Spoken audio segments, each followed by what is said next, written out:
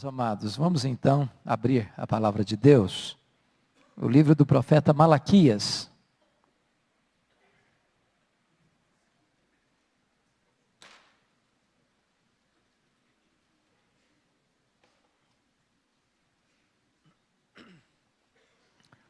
Profeta Malaquias, capítulo 3, versos 6 a 12.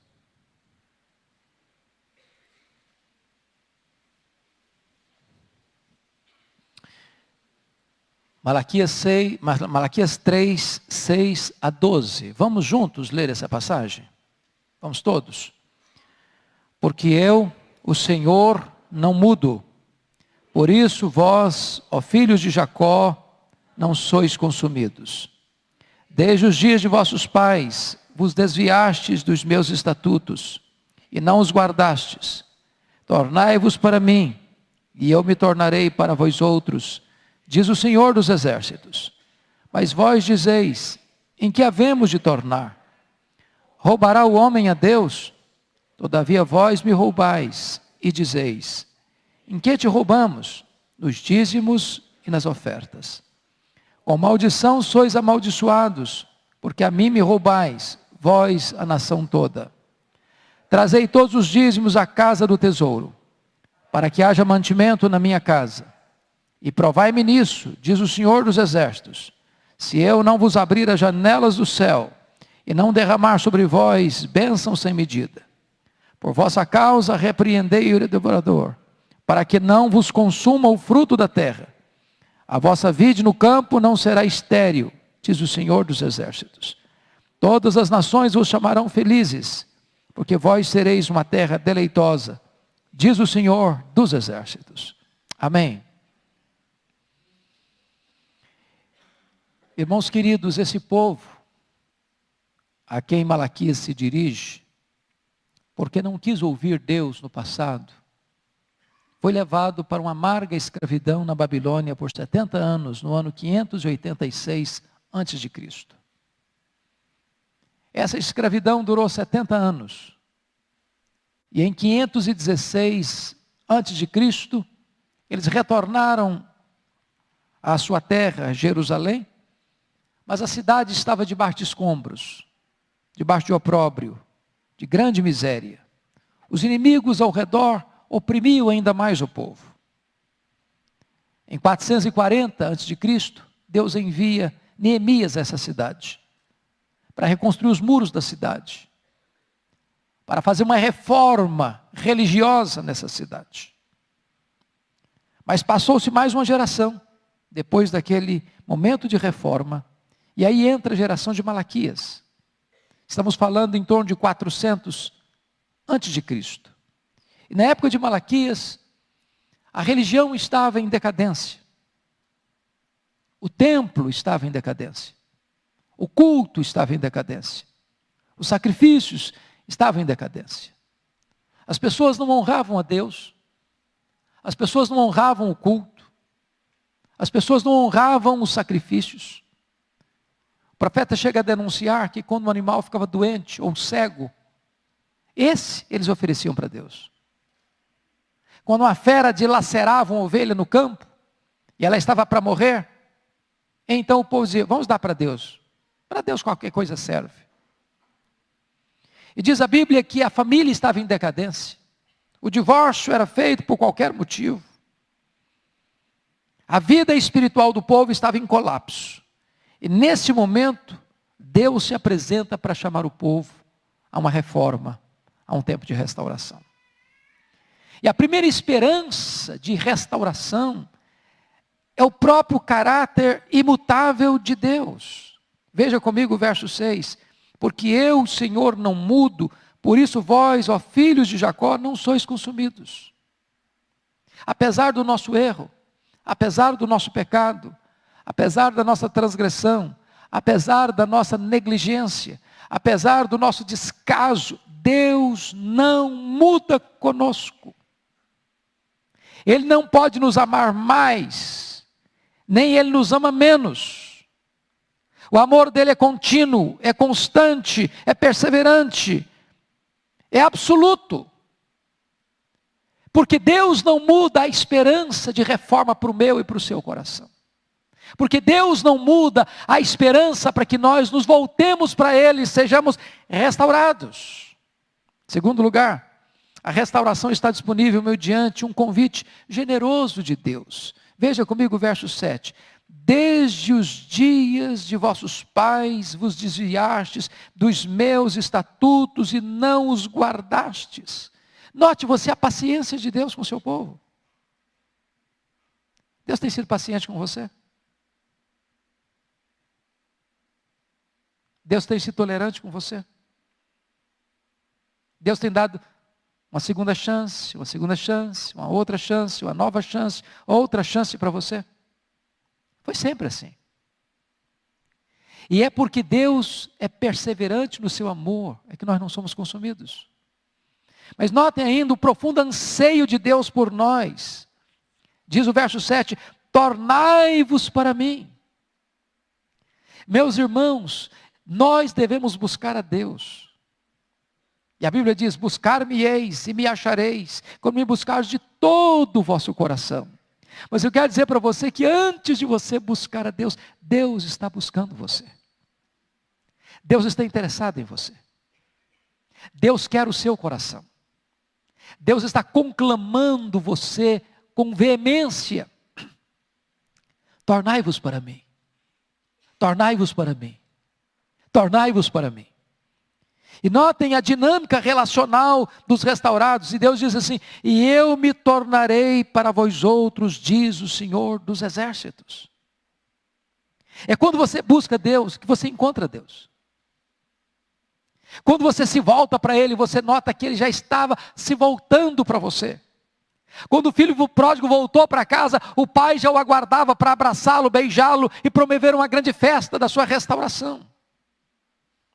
Mas é triste você perceber no finalzinho do verso 7, que diante de um convite tão generoso, o povo pergunta, mas vós dizeis, em que havemos de tornar?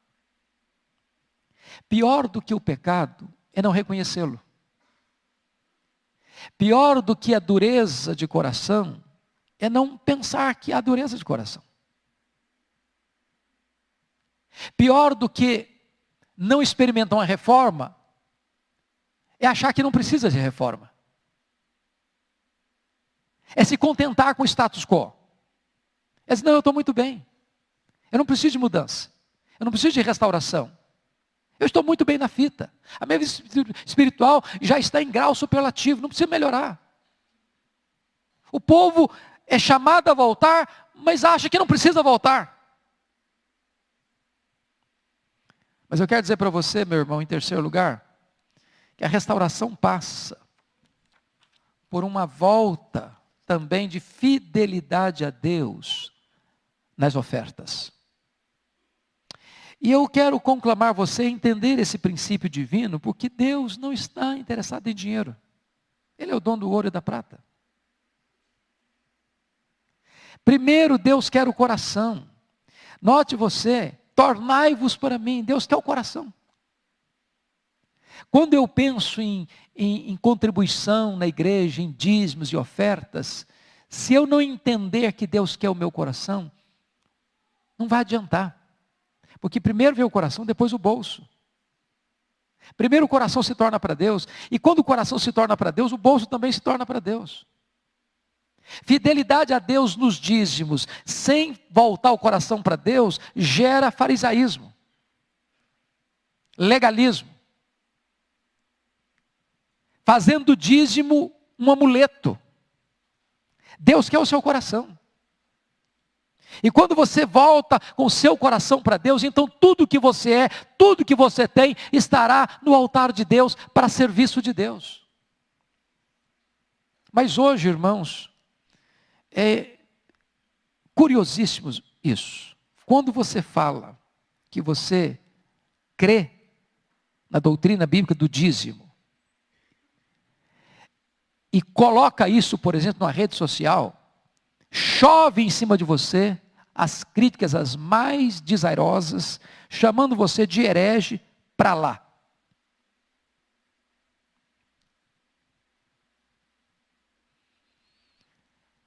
Entretanto, a palavra de Deus não mudou. Ela é atual, ela é viva, ela é eterna, ela jamais ficará caduca. E as desculpas que as pessoas encontram para não serem fiéis a Deus nos dízimos são as mais sutis possíveis. Por exemplo, a pessoa diz, não, eu não sou dizimista porque o dízimo é da lei e eu estou debaixo da graça. Ok. Mas quando você lê a Bíblia, você vai notar que o dízimo era praticado antes da lei. Abraão pagou o dízimo. Jacó prometeu a Deus pagar o dízimo. E a lei não tinha sido instituída ainda. O dízimo foi referendado na lei. O dízimo está presente nos livros da lei, nos livros poéticos, nos livros históricos, nos livros proféticos, nos evangelhos, nas epístolas. Em toda a Bíblia. E Jesus Cristo denuncia os fariseus. Ai, vós, escribas e fariseus, porque dais o dízimo do endro, da hortelã e do cominho. Mas negligenciais o principal da lei, a justiça, a misericórdia e a fé. Devias fazer essas coisas sem omitir aquelas. Aqueles que dizem que não são dizimistas porque o dízimo é da lei, então eles deveriam também estar desobrigados da justiça, da misericórdia e da fé, porque também são da lei. E Jesus Cristo é categórico, você deve praticar a justiça, a misericórdia e a fé, mas você não deve omitir a devolução dos dízimos. Outras pessoas argumentam, bom, eu não sou dizimista porque o que eu ganho é muito pouco. Se eu entregar o dízimo, não vai sobrar nada para mim. E sabe, irmão, esse argumento é muito usado ainda hoje. Mas sabe o que a Bíblia diz? Dízimo não é sobra, dízimo é primícia. Honra o Senhor com as primícias de toda a tua renda, então se encherão os teus celeiros, transbordarão de vinho os teus lagares. Deus é digno das primícias e não da sobra. Sobra não é para Deus.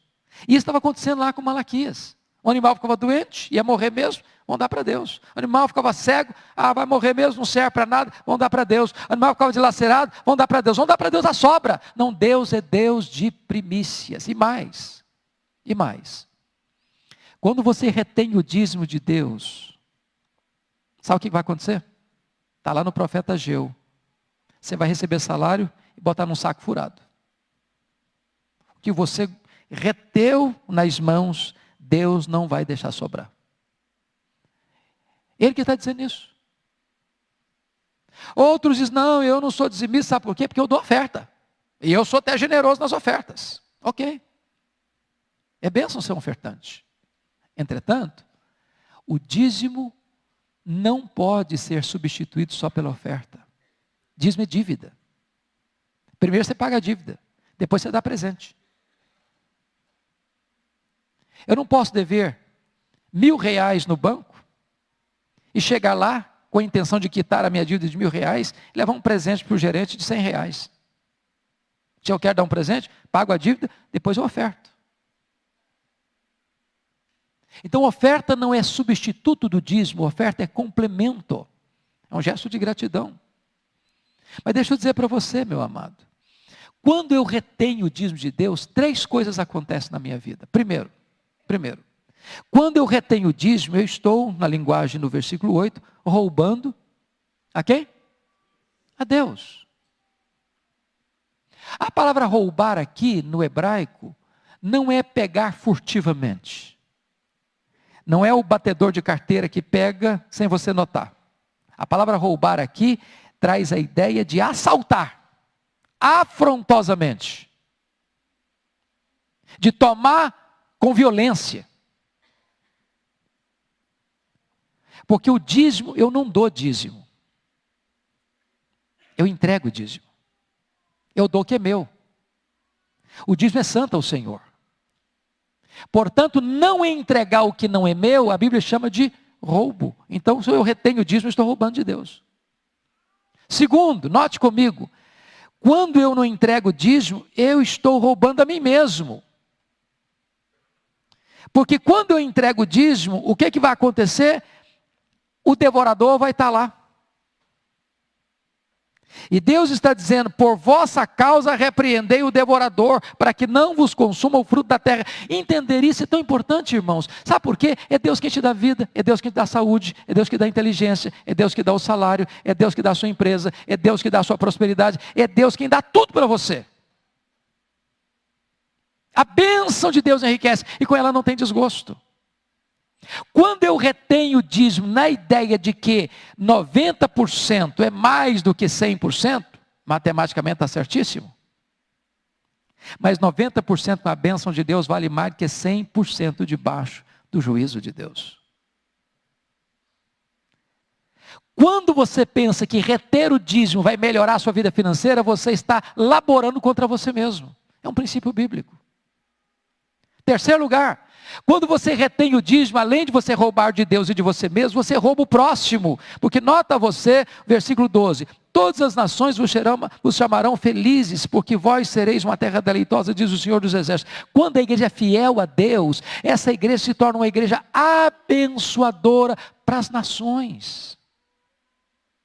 Quanto da obra missionária, irmãos, deixou de ser feita porque os dízimos são retidos? Quantas pessoas deixaram de ser alcançadas porque os dízimos foram retidos?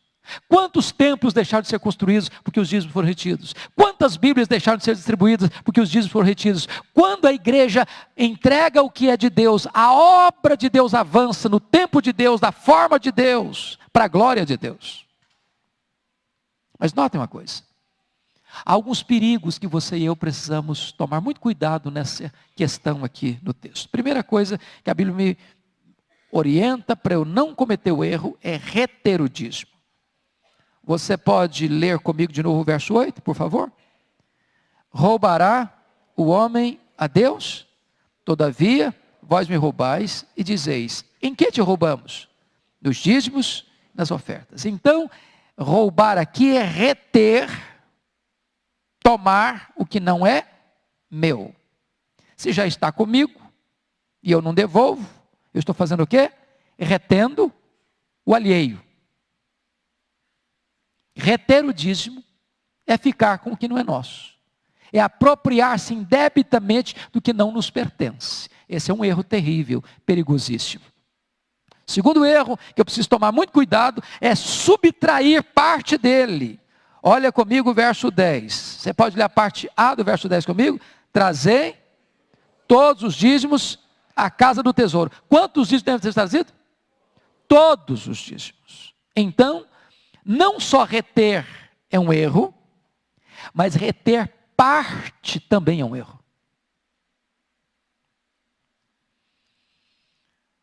Deus conhece quem é você, Deus conhece o seu coração, Deus conhece quanto você ganha. Deus conhece quando você faz o cheque do dízimo. E Deus sabe se você está botando um valor aquém do que é o de Deus. A nossa igreja, graças a Deus, não é daquele tipo de igreja que fica investigando a vida de ninguém para dizer, não, você não é o Deus entregou, não. Não compete ao tesoureiro da igreja, não compete ao pastor da igreja, não compete ao conselho da igreja fazer essa análise da sua consciência com o seu Deus. Terceiro erro, é o erro de administrar o dízimo. Vamos voltar de novo no verso 10? Vamos juntos? Trazei todos os dízimos à casa do tesouro, para que haja mantimento na minha casa. Então note agora. Trazer para onde? A casa do tesouro. Irmãos, lá na antiga aliança tinha um templo que era centralizado. Tinha os sacerdotes, tinha os levitas, tinha os sacrifícios, tinha necessidade de ajudar os pobres. E todos esses recursos eram colocados ali à disposição desta causa. Se lá na antiga aliança, onde tudo era centralizado, precisava dos dízimos, quanto mais hoje, em que a igreja é descentralizada para alcançar as nações da terra. Mas trazei todos os dízimos à casa do tesouro. Em outras palavras, Deus me manda entregar, mas Deus não me nomeia como administrador do dízimo. Ele me manda entregar na casa dele. É onde eu frequento, é onde eu participo, é onde eu sou membro, onde eu sou alimentado, onde eu sou pastoreado, onde eu sou cuidado, é aí. Em outras palavras, eu também não posso frequentar aqui e pagar o dízimo na outra igreja. É a mesma coisa você ir lá no McDonald's, comprar um lanche lá e pagar o lanche no Bob's. Ué, você vai pagar onde você pegou o lanche. Tem irmão que, não, pastor, eu sou dizimista sim, mas eu faço o seguinte, eu entrego 5% na igreja, 2% eu mando para o missionário que trabalha com os índios, 1% eu entrego para os pobres na creche e tal, e os outros 2% eu entrego para as pessoas que eu acho que eu devo ajudar. Ok, você pode e deve ser generoso, mas você não foi constituído juiz nem administrador do seu dízimo. O dízimo é de Deus, você entrega na casa de Deus. Agora, se você quiser, além do dízimo, ajudar fulano, beltrano, ciclano, glória a Deus por isso. Mas você não pode administrar o que não é seu. Quinto problema do dízimo: subestimar o dízimo. Olha o que está aí no versículo de número 8. Roubará o homem a Deus? Todavia vós me roubais e dizeis, em que te roubamos? Nos dízimos, nas ofertas. Sabe o que eles estão pensando aqui, essa geração? Mas isso é tão pequeno. Isso é um detalhezinho sem relevância. Mas eu posso ser um crentão e não ser dizimista. Mas eu posso ter uma vida espiritual robusta e não entregar dízimo.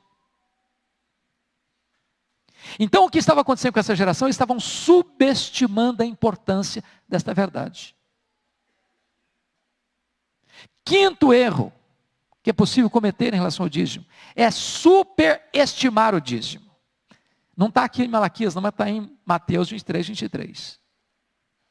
Os fariseus, eles superestimavam o dízimo. Eles entendiam o seguinte: eu sou dizimista até da hortaliça que eu colho lá na minha horta. E achavam que pelo fato de darem o dízimo do endro, da hortelã e do cominho, isso era um salvo-conduto. Isso era uma espécie de amuleto espiritual, que eles estavam protegidos, que não havia nenhuma chance de qualquer problema acontecer na vida deles. Isso me lembra, pastor Arival, de um livro que li recentemente, de um cidadão brasileiro, que escreveu um livro sobre Jó. E ele afirma no livro dele, categoricamente, que Jó não era dizimista. E aí eu li o livro, tornei a ler de novo, li outra vez, falei, meu Deus, mas onde esse camarada tirou isso? Que não está nada no livro de Jó falando desse assunto. E a conclusão dele: Jó não era dizimista, porque se ele fosse dizimista, nem Deus podia tocar na vida dele.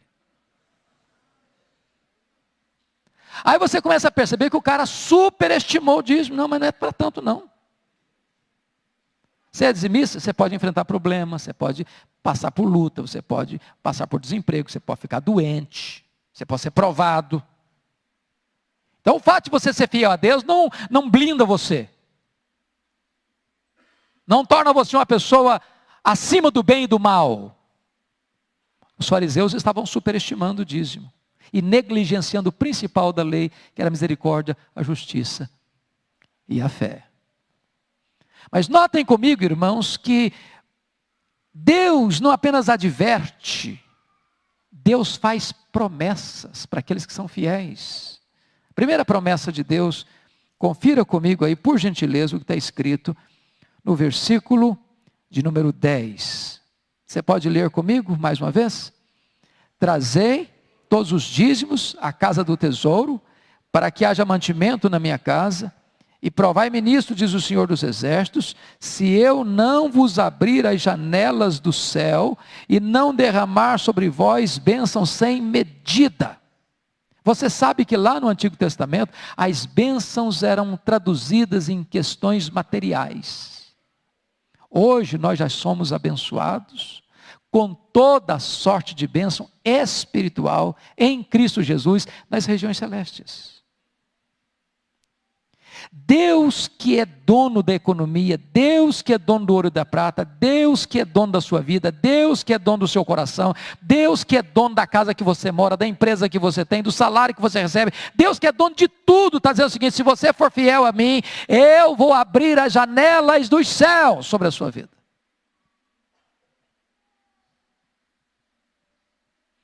Ô, irmãos, eu sou pastor há 35 anos.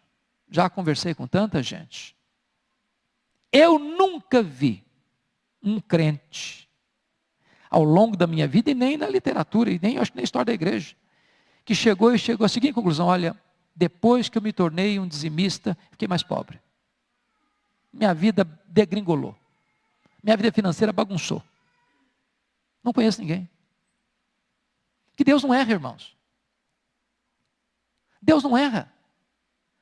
Deus sabe o poder que o dinheiro tem no coração do homem. Aliás, a única entidade que Jesus Cristo chamou de Senhor, além de Deus, foi o dinheiro. Ninguém pode servir a dois senhores, a Deus e as riquezas. Foi Jesus Cristo quem disse: onde estiver o teu tesouro, aí estará o teu coração. O problema da fidelidade nos dízimos é um problema de coração, não é uma questão financeira. Deus não precisa de dinheiro. Deus precisa e quer e exige fidelidade. Isso é um símbolo, isso é um emblema. E a promessa dele é essa: se você for fiel, Ele vai abrir as janelas dos céus, e Ele vai derramar bênçãos sem medidas. Não apenas bênçãos materiais, irmãos. Nós vivemos numa sociedade que pensa só no ponto de vista do econômico, do financeiro, do material, do físico, do temporal. Deus é Deus que abençoa com bênçãos não apenas materiais, mas sobretudo bênçãos espirituais. Porque há muitas pessoas, irmãos, que são pobres e são prósperas. Há muitas pessoas que são ricas e são miseráveis. Há muitas pessoas que têm muito e são infelizes. Há muitas pessoas que têm pouco e são muito felizes. O que Deus promete para você é derramar bênçãos sobre a sua vida. Segunda coisa, segunda promessa. Olha comigo aí, versículo de número 11. Deus promete repreender o devorador, por vossa causa repreendei o devorador, para que não vos consuma o fruto da terra, e vossa vide no campo não será estéril, diz o Senhor dos Exércitos. Deus não apenas abre as janelas dos céus em cima, mas Deus repreende o devorador embaixo. E há muitos devoradores, que você não conhece, que eu não conheço, que são às vezes visíveis, outros são invisíveis, que estão muitas vezes minando a nossa vida, minando a nossa família, minando o nosso casamento, minando os nossos relacionamentos, minando o nosso trabalho, minando a nossa alegria, minando a nossa paz, minando a nossa vida. E Deus é o Deus que promete que quando você é fiel a Ele, Ele vai repreender o devorador, Ele vai pôr a sua mão de bênção sobre a sua casa, sobre a sua vida, sobre o seu trabalho, sobre o seu coração, sobre a sua jornada espiritual. Terceiro e último lugar, Deus promete para você uma vida plenamente feliz. Olha o versículo 12. Todas as nações vos chamarão felizes, porque vós sereis uma terra deleitosa, diz o Senhor dos Exércitos. Ou seja, em vez de maldição, conforme está o versículo 9, Deus traz o quê? Alegria. Deus traz o quê? Felicidade. Deus traz o quê? Deleite. Deus traz o quê? Prosperidade. Deus traz o quê? Bênção. Em outras palavras, nós estamos diante de uma escolha, ou bênção ou maldição. E notem que quando a igreja é fiel, isso impacta as nações. Todas as nações. Todas as nações. Portanto, não estamos falando de dinheiro. Estamos falando de algo extremamente espiritual. Mas eu queria concluir essa fala com a exortação do próprio Deus. Porque, meu irmão, eu acho o seguinte: se você, eu não vou perguntar quem é, vou pedir para ninguém levantar o braço. Mas se você ainda não é um dizimista, talvez você esteja pensando de forma da lógica cartesiana, que 100% é mais do que 90%. Que dízimo é 10%, não é 9%, não é 7%, não é 8%, é 10%. Isso é o mínimo. Depois tem as ofertas. Você diz, mas não pode ser, mas como assim? Mas nunca que 90% tem que valer mais do que 100%. Pois é melhor 90 com a bênção de Deus do que 100% com juízo. E se você tem dúvida, e se você não acredita nisso, se você acha que isso não tem sentido de ser, Deus, não eu, Deus, está dizendo aí no versículo 10, fazei prova de mim. Faça a prova. Deus está dando uma chance para você fazer um teste. Deus está desafiando você, faça um teste, faça uma prova.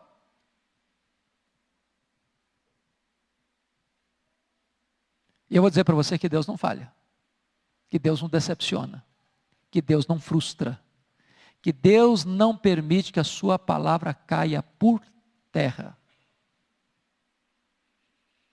Então está lançado o desafio para você hoje. Eu não sei quantos que estão aqui hoje que ainda não têm o privilégio e a bênção de ser um dizimista fiel. Faça esse teste, faça essa prova. É Deus quem está falando para você. Daqui a pouco você vai me responder. Valeu a pena. Eu nunca me esqueço de um testemunho de um pastor, colega meu, que recebeu uma carta de uma ovelha. Foi ovelha dele 10 anos. Depois ela se transferiu para outra igreja. E um dia mandou uma carta para o pastor. Disse, ô pastor, que pena. Fiquei 10 anos. O senhor nunca me falou, nunca me ensinou sobre a bênção de ser um dizimista. Agora eu estou numa igreja que eu aprendi isso. Quantas bênçãos eu me privei. De quantas bênçãos eu me privei. Irmãos, Deus é abençoador. Ninguém pode ser mais generoso do que Deus. Ninguém pode ser mais doador do que Deus. Ninguém pode ser mais protetor do que Deus. Ninguém pode ser mais galardoador do que Deus. Se existe alguém que não tem interesse que você sofra, que você fica gemendo, passando dificuldade, isso é Deus. Se Ele permite você passar por lutas, é para provar no sentido de fortalecer, de tonificar as musculaturas da sua alma. Mas faça prova de Deus. E você verá que Deus é bom. Que Deus é bom. Que Deus é bom. Ele quer o seu coração. Porque se Ele ganhar o seu coração, o bolso vem junto. Não é possível entregar o coração sem entregar o pacote inteiro. Que Deus nos ajude a experimentarmos uma profunda reforma nesta área tão importante da nossa vida. Curva sua fronte, por gentileza.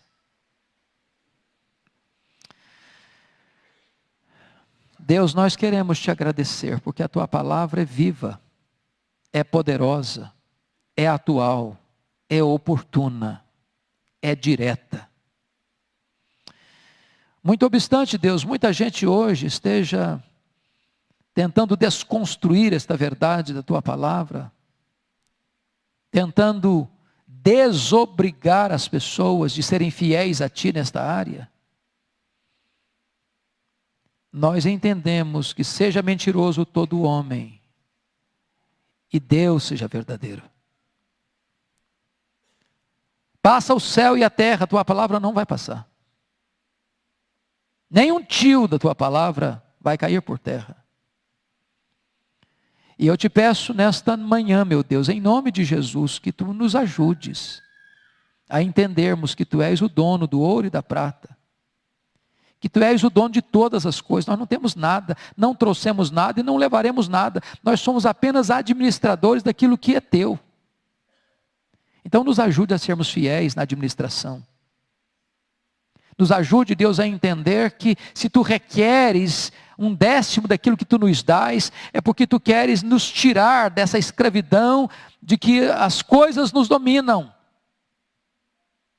Mas que o nosso coração é teu. Aqueles que têm dificuldades, meu Deus, que já tentaram fazer isso, não conseguem, meu Deus, dá a eles perseverança, dá a eles alegria de serem dizimistas, dá a eles experiências contigo, pois é a tua palavra que está nos ensinando a fazermos prova de ti. Então, Deus, nos ajude na fraqueza da nossa fé e fortalece o coração da tua igreja.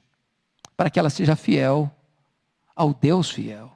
Glória ao teu nome, porque tu não mudas, e por esta razão é que nós não somos consumidos. Agradecemos-te em nome de Jesus. Amém.